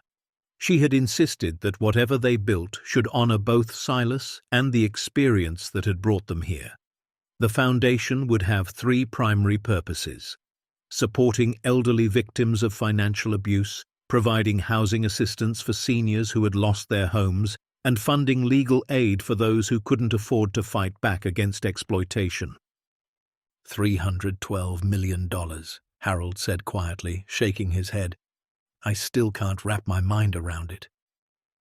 "We don't have to spend it all at once," Margaret reminded him. Ruth says if we're careful, if we invest properly and distribute thoughtfully, the foundation could operate for decades, maybe longer. Generations of help. Generations of people we'll never meet, whose lives will be better because of what Silas protected. Margaret nodded. That's the point, isn't it? That's what he wanted, not for the treasure to sit in a vault forever, but for it to do some good in the world. Harold looked out at the ocean, watching a fishing boat make its way across the horizon. I wish we could have met him, really met him, talked to him about his life, his choices, his hopes for all this. Maybe we will someday, Margaret said softly. Maybe we'll get a chance to thank him properly. Harold smiled and put his arm around her. Maybe so. The signing ceremony at Ruth's office was simple but meaningful. Harold and Margaret sat at a conference table surrounded by the people who had helped them through the darkest chapter of their lives. Ruth was there, of course, along with David and Grace, but there were others too. The federal agent who had cleared their case, a representative from the state attorney general's office, even Tom Bradley, who had become something like a brother to Harold over the past few months. Before we begin, Ruth said, I want to take a moment to acknowledge what's happening here. In my 35 years of practicing law, I have never witnessed anything quite like this. Two people who lost everything, who were betrayed by their own family, who had every reason to give up, choosing instead to transform their pain into purpose. She paused, her voice thick with emotion. The Silas Whitmore Foundation will help thousands of people, maybe tens of thousands, seniors who have been victimized, abandoned, left with nothing. Because of what you're doing today, they will have hope, they will have resources, they will have someone fighting for them. Harold felt tears prick at his eyes. Beside him, Margaret was already crying, dabbing at her cheeks with a handkerchief. Silas spent his life waiting for the right people to inherit his treasure, Ruth continued. I think he found them. The papers were signed one by one, each signature a step toward something larger than themselves. When the last document was complete, Ruth handed them a bottle of champagne she had been hiding under the table. To new beginnings, she said, raising her glass. To second chances, Margaret added. To Silas, Harold finished. They drank together, the bubbles tickling Harold's nose, the warmth spreading through his chest. For the first time in longer than he could remember, he felt truly happy. The Foundation's first project was announced 3 weeks later, a partnership with legal aid organizations across Oregon to provide free representation for elderly victims of financial exploitation. The program would be called the Whitmore Shield, and it would offer not just legal help, but also financial counseling, housing assistance, and emotional support services. The announcement made local news, then regional news, then, to Harold and Margaret's surprise, national news. A reporter from a Portland television station drove out to Cannon Bay to interview them. She was young, maybe 30, with bright eyes and a genuine curiosity that put them both at ease. Why this cause? She asked, her camera operator filming from across the living room. You could have done anything with this inheritance, traveled the world, lived in luxury. Why focus on elder abuse? Harold and Margaret looked at each other. Then Margaret spoke. Because we know what it feels like, she said simply. To be betrayed by people you trust, to lose everything you've worked for, to feel invisible and powerless. She paused. We were lucky. We found a way out. But so many people don't. They suffer in silence because they're ashamed, or because they don't know where to turn. We want them to know they're not alone. The interview aired 3 days later. Within a week, the Foundation had received over 2,000 inquiries from people across the country seeking help. The response was overwhelming, far more than their small team could handle. Ruth immediately began hiring attorneys, case managers, counselors, administrators. The Foundation grew from a handful of volunteers to a staff of 23 in less than 2 months.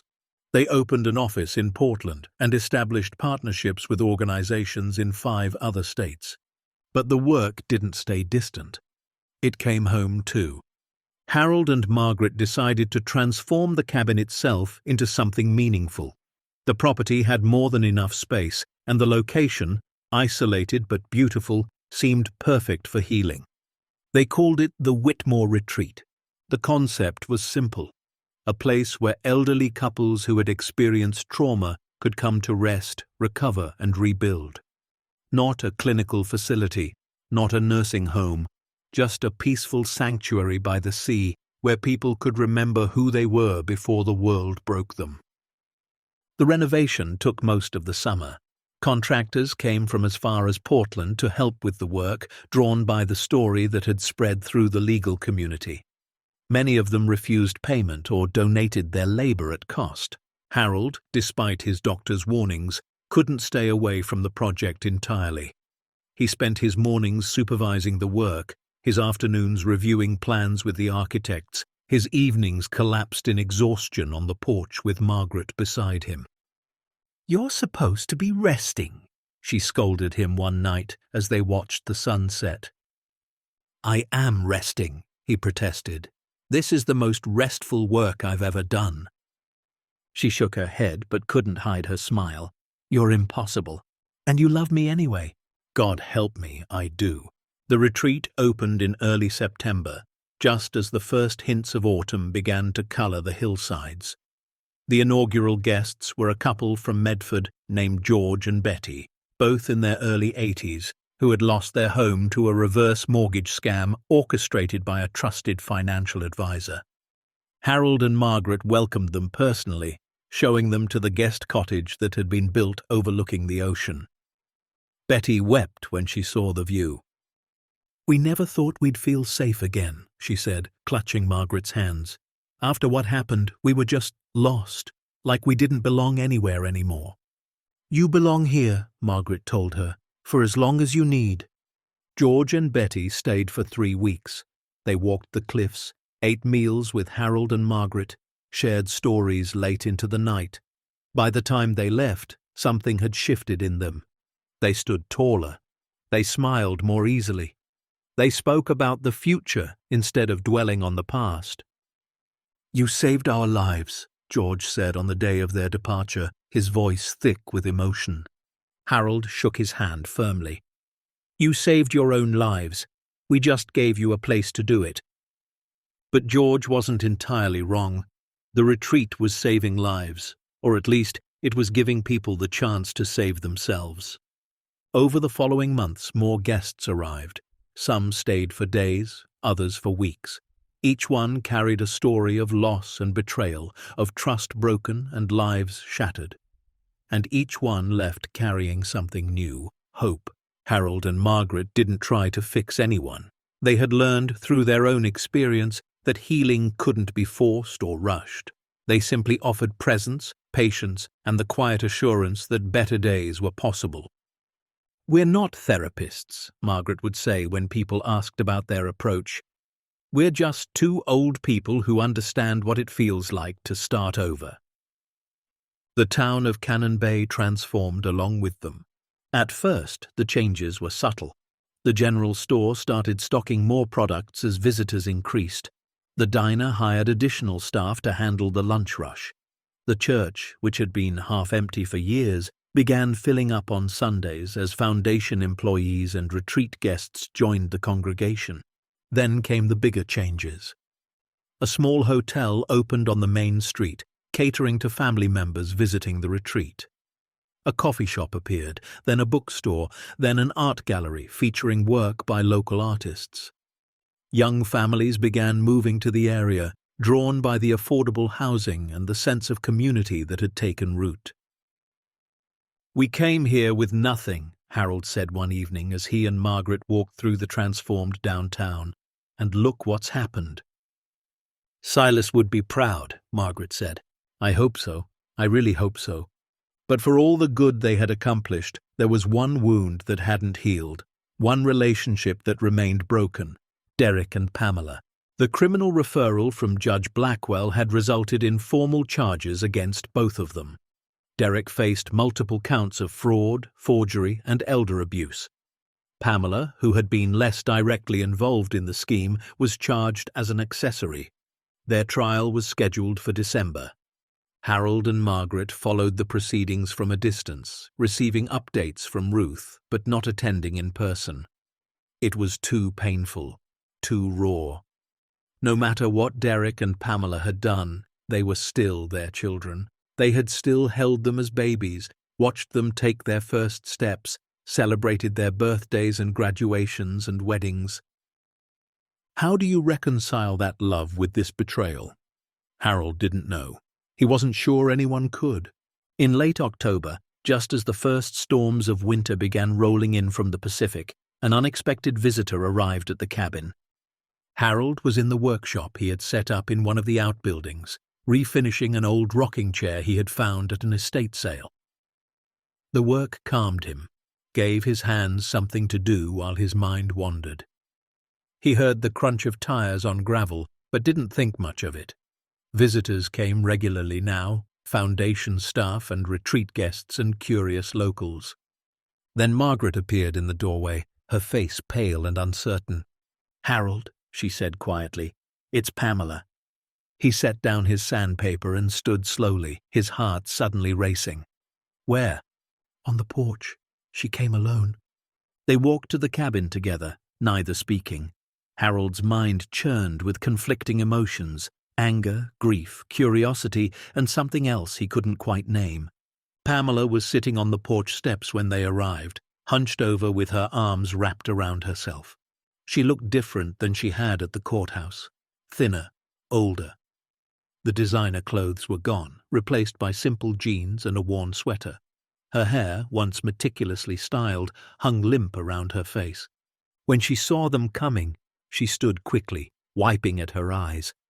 "Mum, Dad," her voice cracked. "I know you probably don't want to see me. I know I don't deserve. I just needed to—" She trailed off, unable to finish. Margaret stood perfectly still, her expression unreadable. Harold moved to stand beside her, close enough that their shoulders touched.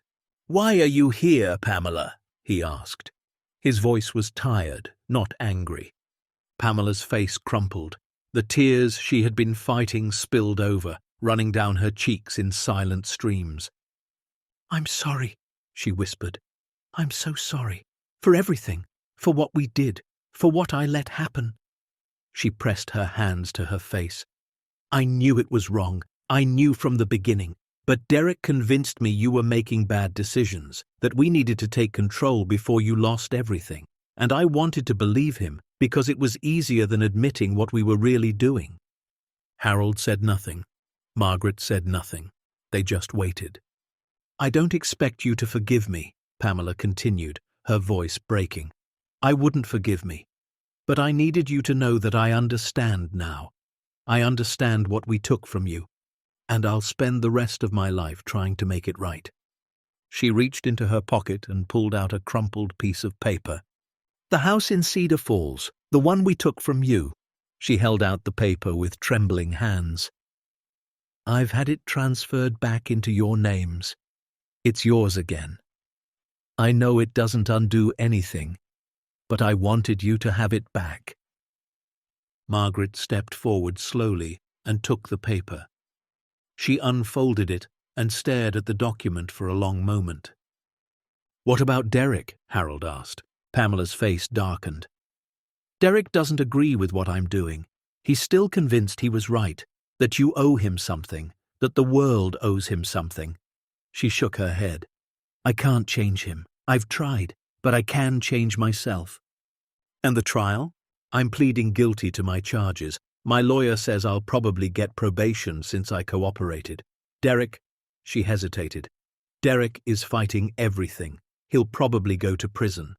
Harold closed his eyes. His son, his firstborn, going to prison for crimes committed against his own parents. "Why did you really come here?" Margaret asked. Her voice was quiet but steady. Pamela looked at her mother, really looked at her, for the first time since arriving. Because I miss you, she said simply. Because when I was little, you used to brush my hair before bed and tell me stories about princesses who saved themselves. Because Dad taught me how to ride a bike and never let go until I was ready. Because you were good parents, the best parents, and I threw all of that away for money I didn't even need. She was sobbing now, her whole body shaking. I don't want your inheritance. I don't want your property. I don't want anything except for you to know that I'm sorry, truly sorry, and that even if you never speak to me again, I'll always love you, both of you. Silence fell over the porch. The wind off the ocean ruffled their hair and clothes. Somewhere in the distance, a seabird called. Harold looked at Margaret. She looked back at him, and in that shared glance, a conversation happened without words. Years of marriage had given them that ability to communicate through expressions, through tiny movements, through the space between heartbeats. Margaret turned back to Pamela. We can't forget what happened, she said slowly. And I don't know if we can ever fully trust you again. What you and your brother did, it nearly destroyed us. It broke something in us that may never heal completely. Pamela nodded, fresh tears streaming. I know. But, Margaret continued, holding on to anger is exhausting, and we're too old to waste whatever time we have left on bitterness. She reached out and took her daughter's hand. I don't forgive you yet. I'm not sure I can, but I'm willing to try, if you're willing to earn it. Pamela let out a sound that was half sob, half laugh. I am. I will. Whatever it takes. Harold stepped forward and placed his hand on his daughter's shoulder. The gesture felt strange, unfamiliar, like putting on clothes that no longer fit. But it also felt necessary. Your mother's right, he said. We can't go back to the way things were. Too much has happened. But maybe we can build something new. Something smaller, maybe, but real. Pamela looked up at him, her eyes red and swollen. Really? Really. But it starts with honesty. Complete honesty. No more schemes, no more manipulations, no more lies. I promise, Pamela whispered. I promise. She stayed for dinner that night. It was awkward at first.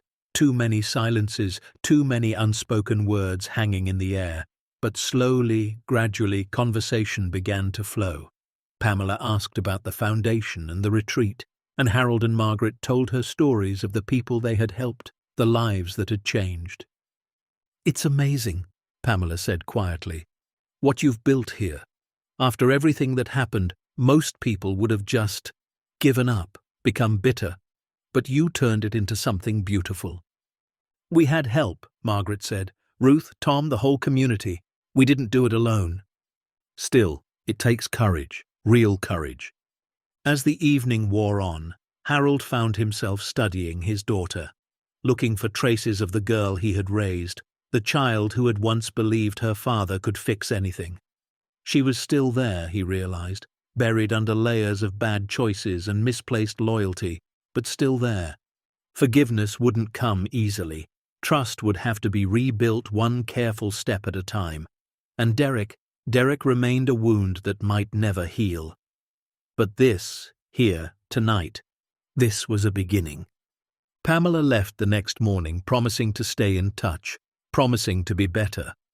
Harold and Margaret watched her car disappear down the coastal road, then turned and walked back inside together. Do you think she meant it? Harold asked. Margaret was quiet for a moment. I think she wants to mean it. Whether she can follow through, that remains to be seen. And Derek? Derek made his choice. He'll have to live with it.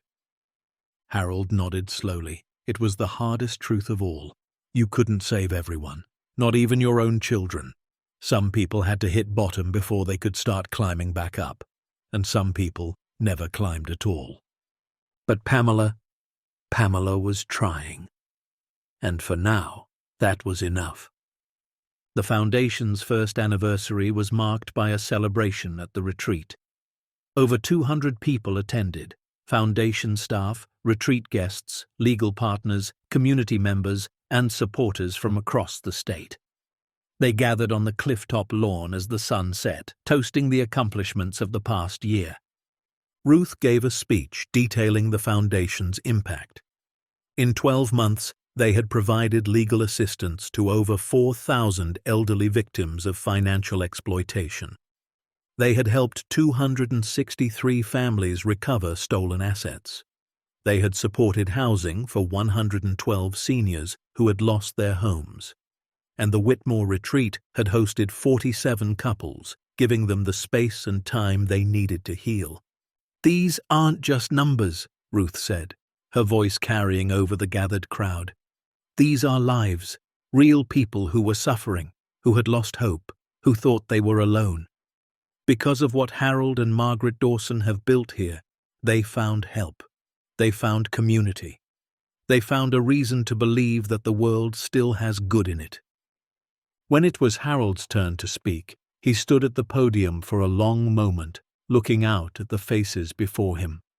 Friends, strangers, people whose lives had been touched by the Foundation's work. All of them here because two elderly people had refused to give up. "A year ago," he began, his voice rough with emotion, "Margaret and I were homeless. We had been betrayed by our own children, stripped of everything we had worked for. We came to this place with nothing but each other and a set of keys to a cabin we didn't understand."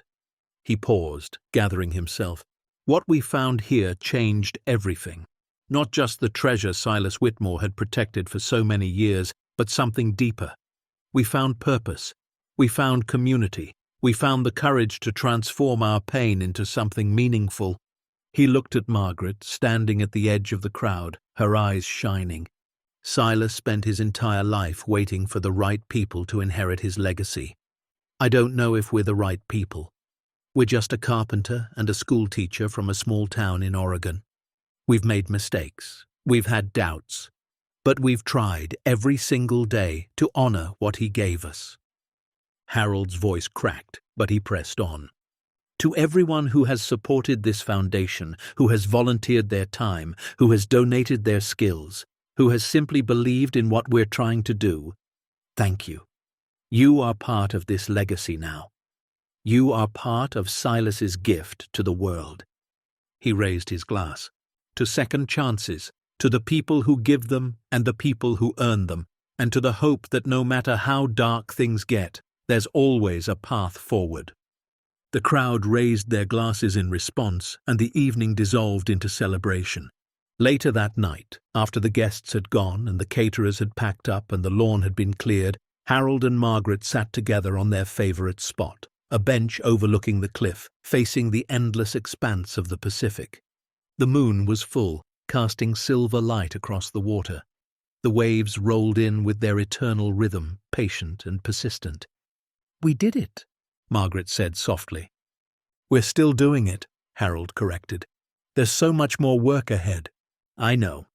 But tonight, let's just appreciate how far we've come." They sat in comfortable silence, watching the moonlight dance on the waves. After all the struggle, all the heartbreak, all the fear, this moment felt like a gift. "I found something today," Margaret said suddenly. "While I was going through Silas's things in the study, I thought we had looked everywhere, but there was a hidden compartment in the desk I missed." She reached into her pocket and pulled out a folded piece of paper, yellowed with age. "What is it?" Harold asked. "Another letter, addressed to whoever finds this." Harold's heart skipped. He took the paper carefully, unfolding it with trembling fingers. The handwriting was the same as the first letter. Silas's distinctive script, shaky but precise. "Read it aloud," Margaret whispered. Harold cleared his throat and began. "If you are reading this, then you have done more than simply find my treasure. You have found its purpose. I spent my life protecting something the world was not ready to understand. I could have sold it, spent it, used it to live in comfort and ease. But I knew deep in my heart that the value of what I guarded was not measured in currency. It was measured in potential, the potential to do good, to heal wounds, to lift up those who had been knocked down. I never married, never had children, never built a family of my own. That was my sacrifice, the price I paid for my mission. But I do not regret it. I believe that somewhere, someday, the right person would inherit what I had protected. Someone with wisdom enough to see beyond the gold and courage enough to use it for something greater. If you are reading this, then you are that person. And I am proud of you, even though we have never met. You have completed what I could not. You have given meaning to my life's work. There is one final thing I wish to share, a truth I learned in my many years of solitude. Wealth is not what you keep, it is what you give. The richest person in the world is not the one with the most gold, but the one who has touched the most lives. The one who has lifted others when they could not lift themselves. The one who has looked at a broken world and chosen to be part of the mending. You have that power now. Use it wisely, use it kindly, and know that wherever I am, whatever comes after this life, I am grateful. With hope, Silas Cornelius Whitmore. Harold's voice broke on the final words. Margaret was crying openly now, tears streaming down her face in the moonlight. "He knew," she whispered. "Somehow he knew we would find this, that we would understand." Harold folded the letter carefully and pressed it to his chest. "We need to frame this," he said. "Put it somewhere everyone can see. Remind ourselves and everyone who comes to this place what we're really fighting for." "Above the fireplace," Margaret agreed, "where Silas can watch over everything." They sat together in the silence that followed, two elderly people at the edge of the world, carrying a burden they had never asked for and a purpose they had finally embraced. Behind them, the cabin glowed with warm light. Below them, the ocean sang its ancient song. Above them, the stars wheeled slowly through the infinite darkness. And in that moment, Harold understood something he had been struggling to articulate for months. The treasure had never been about the gold or the silver or the artifacts worth hundreds of millions of dollars. It had been about this, the connection, the community, the knowledge that their lives had mattered. They had come to this place broken and betrayed, with nothing but each other and a set of keys to a mystery they didn't understand. And they had found something far more valuable than gold. They had found themselves. 3 years passed. The Silas Whitmore Foundation grew into one of the largest elder advocacy organizations on the West Coast. They opened offices in 6 states, trained hundreds of attorneys, and helped tens of thousands of seniors recover from financial exploitation.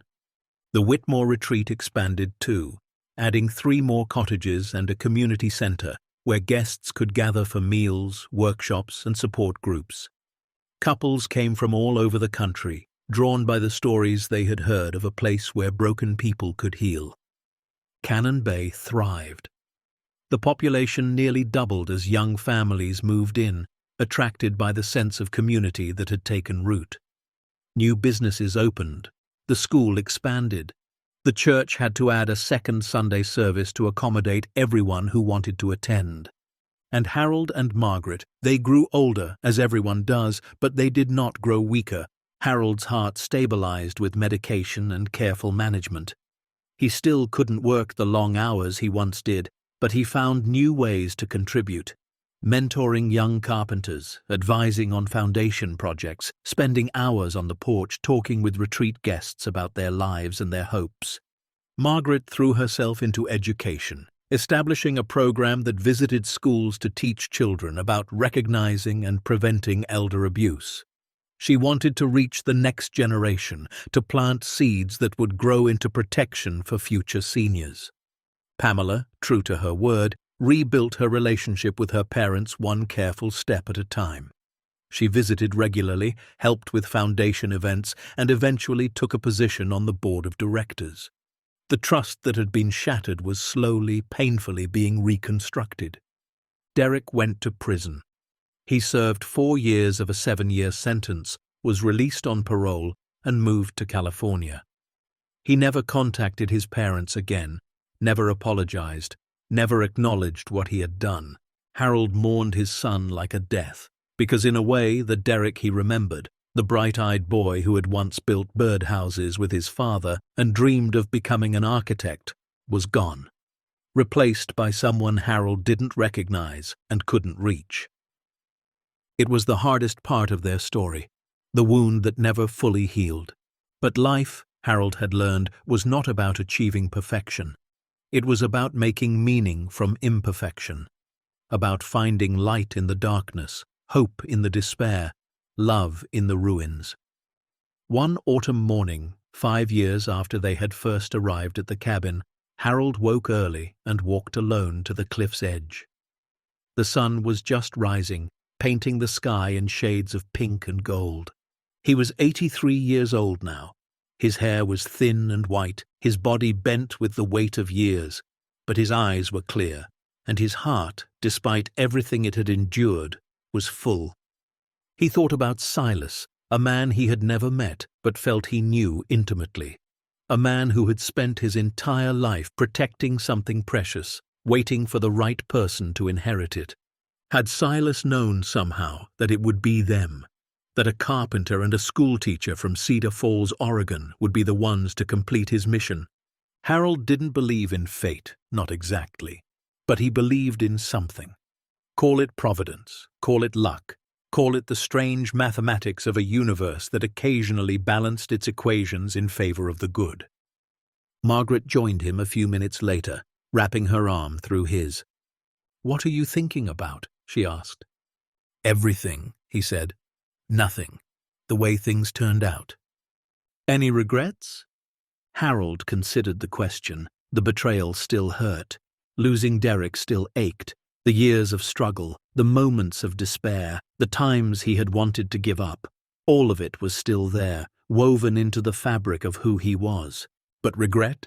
No, because without all of it, the pain and the loss and the heartbreak, they would never have found their way here, to this place, to this purpose, to this love that had only deepened with time. "No regrets," he said finally. "Only gratitude." Margaret smiled and leaned her head against his shoulder. "Me too." They stood together as the sun climbed higher, two figures silhouetted against the brightening sky. Below them, the ocean continued its eternal dance. Behind them, the cabin waited, warm and welcoming. And all around them, the legacy they had built spread outward like ripples on water, touching lives they would never know, changing futures they could only imagine. "You know what Silas wrote in his last letter?" Harold said quietly. "The richest person in the world is not the one with the most gold, but the one who has touched the most lives." "I remember. I think he was right. I think we're the richest people I know." Margaret laughed softly. "We certainly have more than we started with. More than we ever dreamed." They watched the sun rise together, the warmth spreading across their faces, the light filling the world. They had been betrayed, abandoned, and left with nothing, but they had found a treasure worth more than gold. They had found purpose. They had found community. They had found the courage to transform their pain into something beautiful. And in the end, that was the only treasure that truly mattered. The end. Anyone can rebuild their life if they're willing to believe that the worst chapter isn't the last one. As the morning light filled the cabin on the cliff, Harold and Margaret Dawson sat together by the window, not as victims of betrayal, but as architects of hope. The treasure they had found beneath the floorboards had transformed not just their lives, but an entire community. They had proven that it's never too late to start over, never too late to matter, never too late to turn pain into purpose. Because for Harold and Margaret, and for everyone whose life they touched, the greatest inheritance wasn't measured in millions. It was measured in second chances, and theirs was just beginning. Up next, 2 more powerful stories of hope, redemption, and hidden treasures waiting to be discovered. Click to keep watching, and don't forget to hit subscribe if you believe that sometimes the greatest gifts come when we need them most.